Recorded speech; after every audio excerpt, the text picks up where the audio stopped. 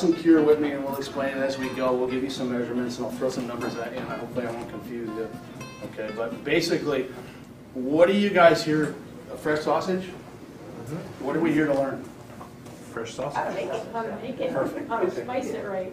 Okay, and you know, I'll probably need a couple volunteers through this thing, and I think I know exactly who is going to volunteer. Right, Irene? If you all want to come up here close, it'd be really good. You can see hands-on what he's doing, feel very comfortable. A lot of times you can get closer.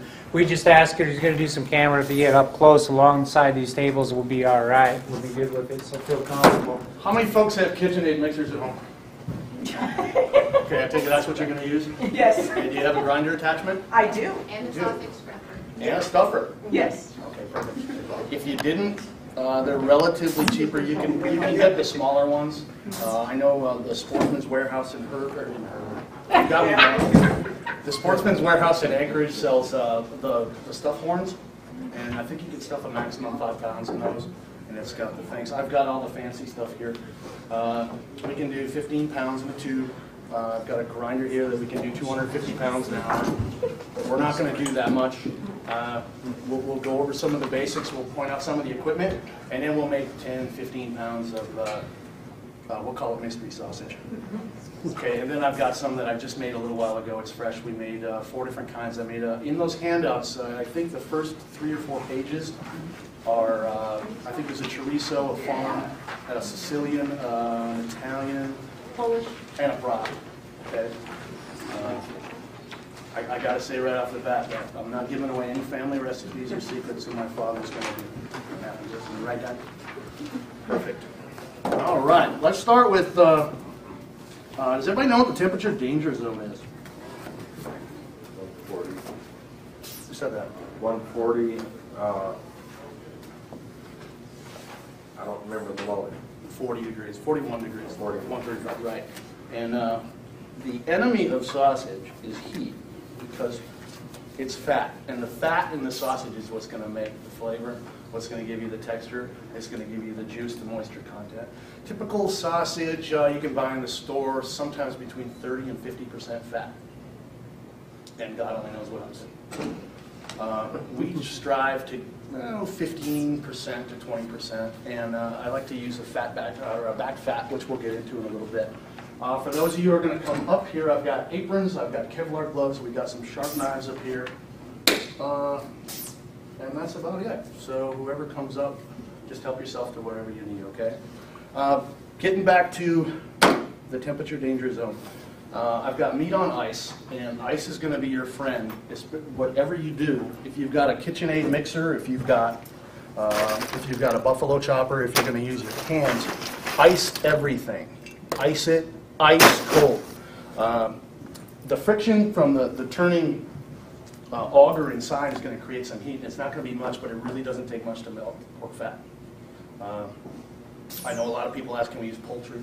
Can we use beef fat? Poultry fat is going to melt at a much lower temperature, so it's not really that great. If you do use poultry fat, you use your poultry fat and the skin. It's going to help with your texture and the color. Poultry fat's it's not going to brown. It's going to stay white. It's going to look gross, right? Back fat is my preferred fat. It's off the hog. It's just as it says, it's off the back. It's, I believe, the second layer under the fat. It's pure fat. You can eat it like butter if you wanted to. I wouldn't recommend it, but it's got great flavor. It goes with any kind of sausage. Yes, sir? Is there a question? No? You can do any of these recipes with beef, pork, game meat. When we get into the game meat side of that, it's going to depend. I mean, elk, caribou, moose, whatever the natural fat content is, which is next to nothing, especially if you're dealing with caribou. So cut it with pork fat. You can get it from your butcher. They throw it away. Stay away from beef tallow and beef fat. They'll go rancid on you, and it'll give you that really sour flavor. Today we're going to use my meat of choice, which is the butt. This is a pork butt, and this, especially here at MCC, what I use at home, is relatively really cheap. It's called Boston butt, Boston roast. It's off the shoulder, It's off the shoulder of the hog. There's two parts. Off the top of the shoulder is the butt portion, and then what leads down into the front arm, they call it the picnic. Okay, and that's got a lot of skin on it, a little bit more fibrous. This is straight butt, and this one is beautiful. It is the fat content is amazing. If I was to just use this, I wouldn't even cut any fat in it. This, I'm just looking at it, I'm gonna say that's 20%. And this one is a little frozen, but I think we can get into it. Is that something we can get at Costco? It is. I get mine at Fred Meyer's, Cars, whoever's got sales on it. And depending on what time of the year it is, the prices vary. You can get it sometimes for $1.40 a pound, you know, and you can, if you go to get pre-made brats, which is my favorite sausage, you're looking at $3.99, $4 a pound, $4.25 in the store. And you can do it with the fat, not counting equipment, but you can do it for a couple bucks a pound. And I'll tell you, it tastes nothing like you get in the store, nothing at all. So let's take a look at the butt. All right, Right. let's do it. Group participation. It got really quiet in here. We're listening. Again, if you guys come up here, so when you do, if you do, not yet. And if there are some sharp objects around, I will ask you to use a Kevlar. Get the skin off this. I'm going to show you what it looks like. Can you guys see that from back there? Can you see? This is the top. This is off the very top of the shoulder, and then I get in. So the picnic would be towards the bottom. Now, when you do get this in the store, a lot of times there's a bump, and there's a gland. Most of them are deglanded, and the gland, I wish this was a little more thought out, the gland is going to be in the lip. You don't have to get it out, but it's a really fibrous. It could impart some nasty flavors in the meat, but to tell you the truth, I've never ran into any trouble. I've got some already ground here, and we're gonna get this right through the grinder here in a minute. And I just cut my meat into, depending on the size of your grinders, 1 to 2 inch cubes. And again, ice. This is all ice. You don't want it to heat up whatsoever. It'll plug your grinder up. You'll get that sinewy stuff, and you'll be cleaning it out every 3-4 minutes. And it's a pain. It's a pain in the butt, no pun intended. I just thought of that. All right, this guy's froze. That's okay. I'm just going to cut a little slice off the thigh so we can see inside of it.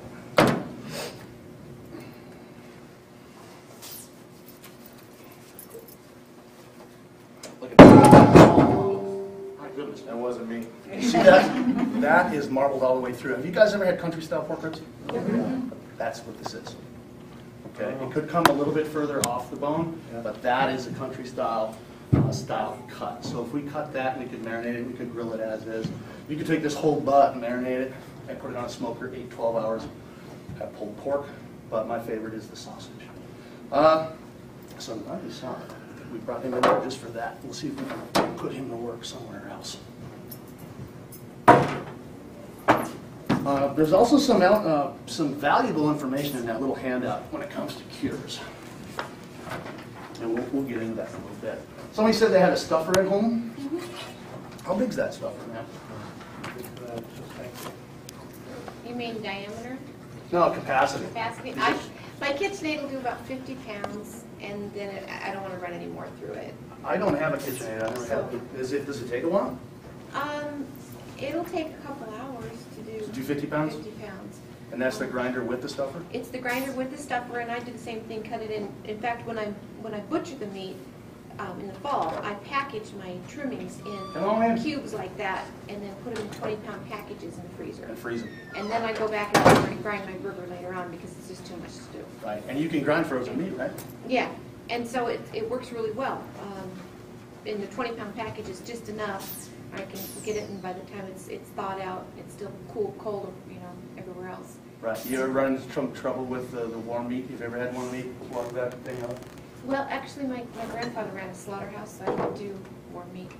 I knew that a long time ago. Anybody else ever been to a slaughterhouse? No. No? That's good. This is what I use here. It's a 15-pound capacity stuffer. We do, Adam, correct me if I'm wrong, we do 50 to 100 pounds 20 minutes.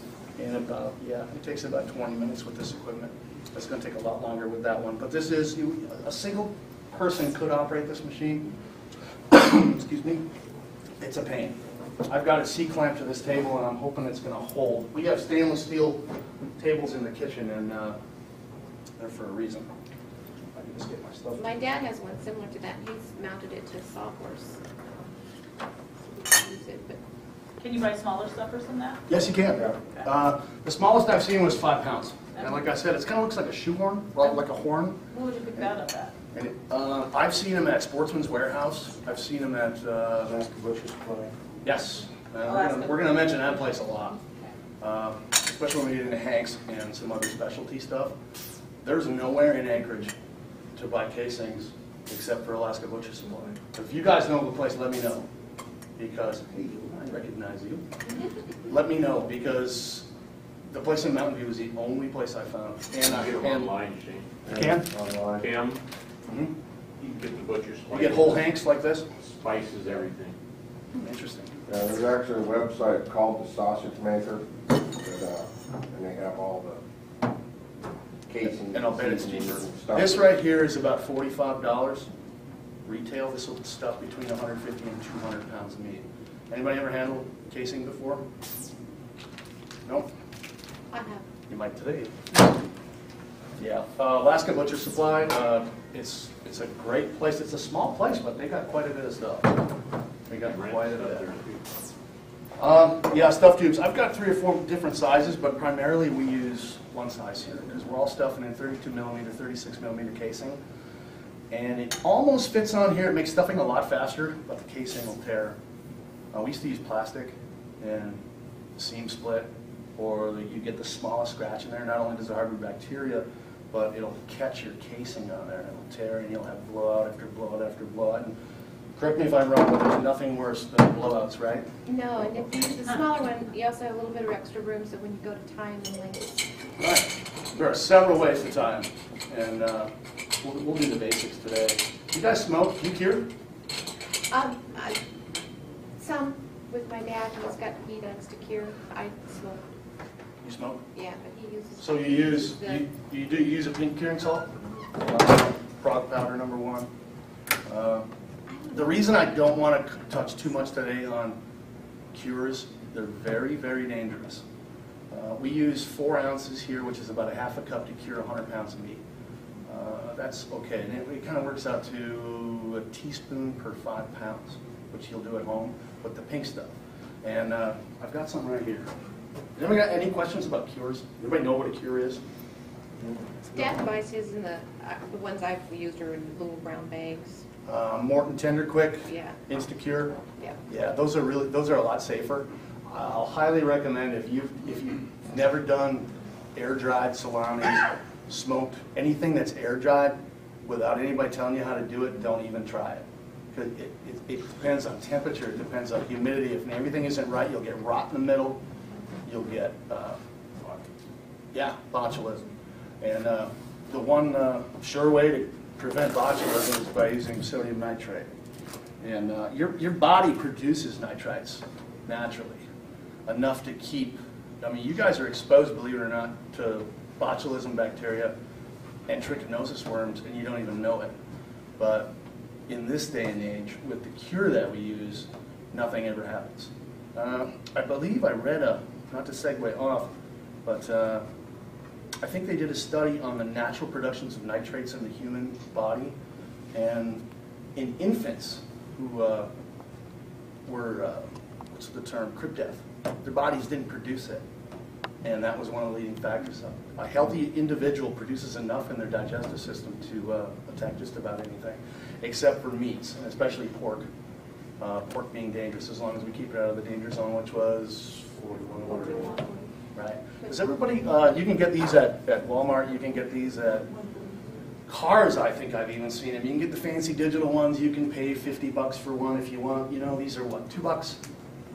If that. Calibrate them often. For those of you who don't know how, take some ice water, and you're looking for 32 degrees. And that's it. If you're gonna make sausage at home, don't do it without a thermometer, okay? Especially if you're not gonna cure.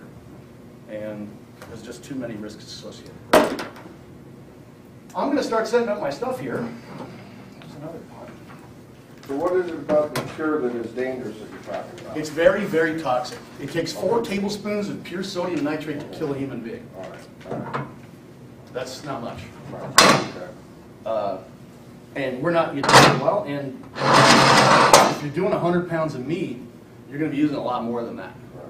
Than 4 tablespoons. You're going to be using 4 ounces. And it's, we keep ours locked up in the cabinet. Nobody else has access except for the warehouse guy and myself. So we kind of keep it on under lock for a very good reason.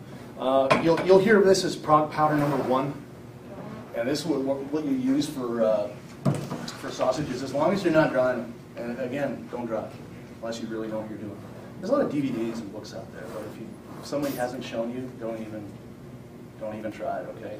Prog powder 1 in Instacure and Tender Quick, which he said you can get at the supermarket.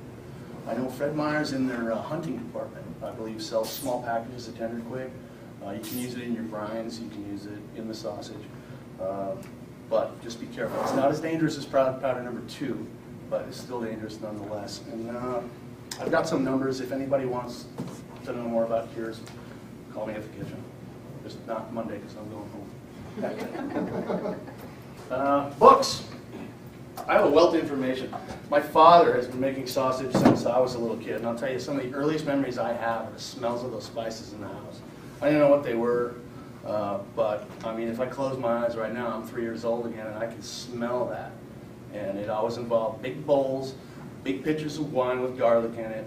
And he had equipment, and I'm sure he's going to correct me after he sees this, but he had, I believe it was my great-grandfather's stuffer, and it was an antique. It was iron, and it took a boy of my size, and you would have to honk and honk and honk just to get it out. He's finally upgraded. He has electric stuffers. He's got an electric grinder. He's got an electric meat mixer. This is what I use. Well, here, when we do 100 pounds, I use a large 80-quart capacity mixer with a paddle on it. Works fantastic. It's in and it's out. Again, heat's your enemy.